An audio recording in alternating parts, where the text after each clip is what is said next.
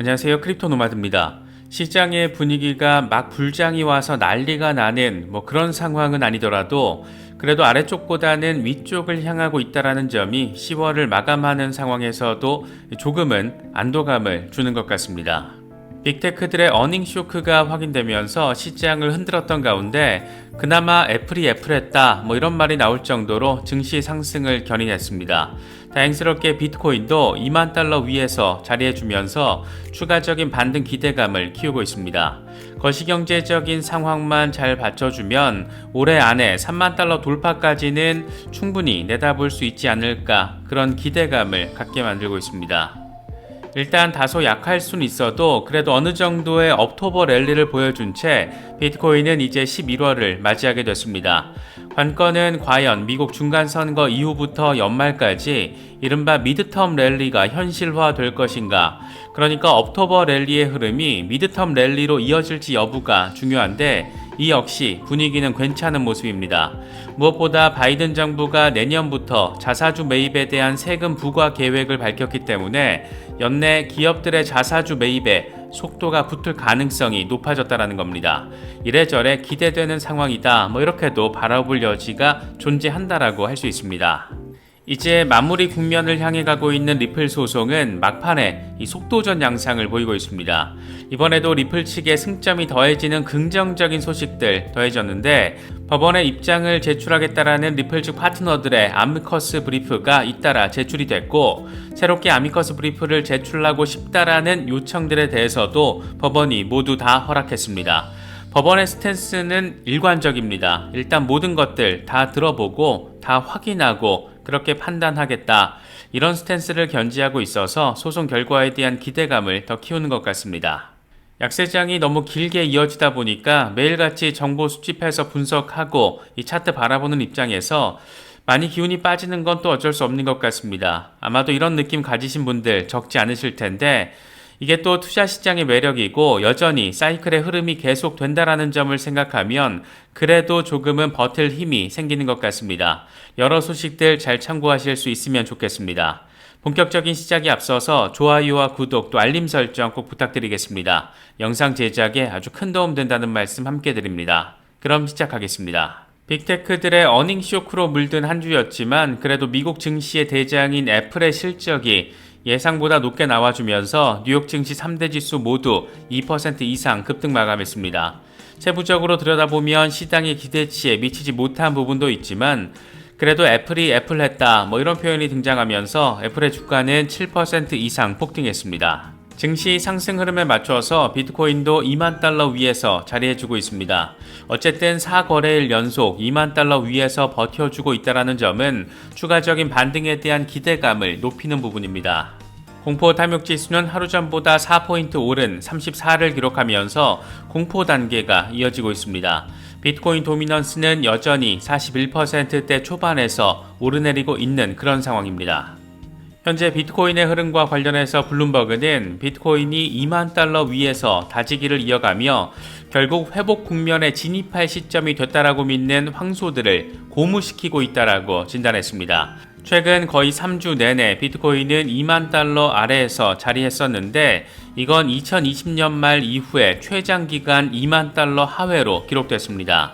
비트와이즈 에셋 매니지먼트의 맷 휴거는 이번 주 몇 건의 이벤트들이 암호화폐 가격을 끌어올렸고 소비자 신뢰지수가 3개월 최저치로 하락한 것도 이 가운데 하나다. 소비자 신뢰지수는 연준의 공격적인 금리 인상이 원했던 효과를 내고 있다는 것을 의미한다라고 설명했습니다.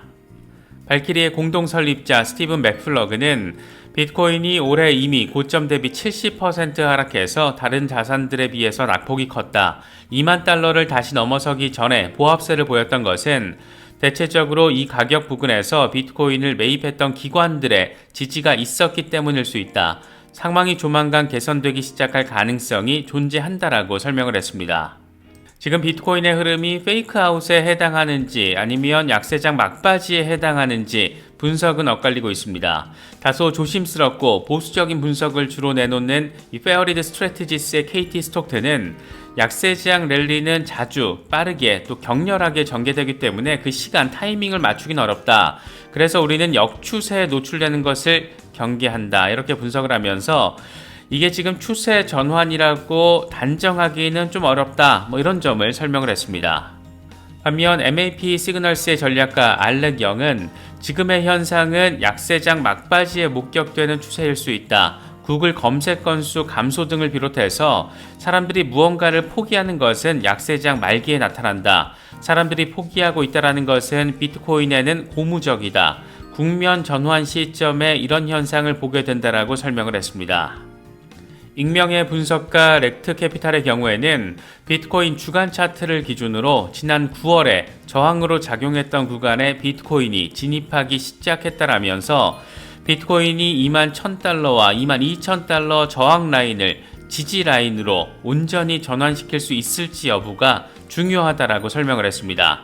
마이클 반데포페의 경우에는 아예 그냥 짧게 대놓고 이제 안도랠리를 벌이면서 3만 달러까지 내달릴 수 있다. 이렇게 기대감에 조금 더 큰 방점을 찍었습니다. 관건은 역시 옥토버 랠리의 흐름이 미드텀 랠리로 이어지면서 11월과 12월을 잘 마무리하게 만들 것인지 여부입니다. 이와 관련해서는 그동안 미드텀 랠리 가능성을 가장 강하게 주장해왔던 인컴 샤크가 또 하나의 근거를 제시했습니다. 그는 미드텀 랠리를 이끌 주식 펌핑이 계속될 추가적인 이유가 있다. 바이든 행정부는 내년부터 자사주 매입에 세금을 부과할 계획인데 스냅, 테슬라 등은 자사주를 지금 매입하고 있다. 똑똑한 돈의 흐름을 따라해라. 이렇게 설명을 했습니다. 연말까지 자사주 매입이 강화될 수밖에 없는 현실적인 상황이 있고 이게 매수세 강화로 이어질 것이고 그렇게 자연스럽게 증시 부양이 이루어질 것이고 그래서 올해도 미드텀 랠리가 벌어질 것이다. 지금 이런 점을 강조하고 있다라고 바라볼 수가 있습니다. 사실 미국이 자사주 매입에 제동을 건 것은 회사 돈으로 자사주를 사는 데 써서 주가 관리하는 데 사용하지 말고 신사업이나 고용에 투자하라는 취지인데 결국 주주 가치보다는 인력과 성장에 투자해라 이런 취지가 깔려 있다라고 할 수 있습니다. 내년부터 연간 100만 달러 이상 자사주를 매입할 경우에 1% 세금을 부과한다라고 하는데 과연 글로벌 기업들의 연말 자사주 매입이 어떤 방식으로 펼쳐질지 시장에 얼마나 큰 의미 있는 임팩트를 주게 될지 주목되고 있습니다. 리플과 관련해서는 의미 있는 소식들 잇따라 전해졌습니다. 리플과 관련된 제3자 입장문 제출, 이 아미커스 브리프가 제출됐거나 제출 요청이 법원의 허가를 받았다라는 점이 핵심입니다. 먼저 비영리 단체 인베스터 초이스 애드버키스 네트워크 아이캔의 아미커스 브리프 요청을 법원이 허가했습니다. 이 단체는 리플의 직접 관계자가 아닌 투자시장 전반에 직간접적으로 자리한 기관이고 투자자 권리 보호를 위해서 SEC의 규제권 범위를 적절하게 제한해야 한다 이렇게 지금 주장을 하고 있는 곳입니다. 또 하나는 리플레저 기반의 비트코인 송금 앱 개발사 스펜더비츠입니다.